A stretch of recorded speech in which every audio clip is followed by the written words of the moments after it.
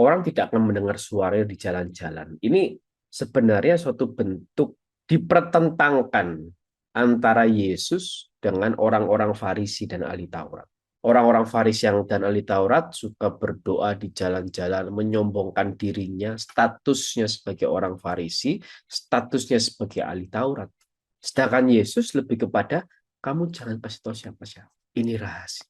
Jadi ada suatu rahasia mesianik, makanya itu menunjukkan kerendahan hati Yesus. Nah, kemudian yang menarik lagi adalah ayat 20. Buluh yang tak patah terkulai tidak akan diputuskannya. Ini bahkan sampai ada lagunya, ya. Maknanya apa? Apa maksud buluh yang patah terkulai? Maksudnya adalah ini lambang orang-orang berdosa, orang-orang yang lemah.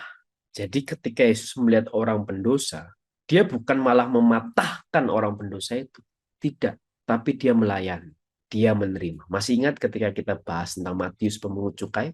Tuhan Yesus mau makan bersama-sama dengan para pendosa itu. Itulah buluh yang patah, tapi tidak diputuskan oleh Tuhan Yesus. Dan sumbu yang pudar melambangkan apa? Iman yang kecil. Iman yang kadang sering ragu. Ya aku beriman Yesus, tapi masih ada ragunya sedikit sih.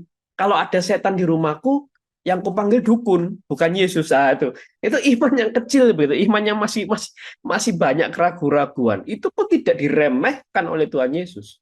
Itu maksudnya, tidak dipadamkan api sumbu yang pudar itu.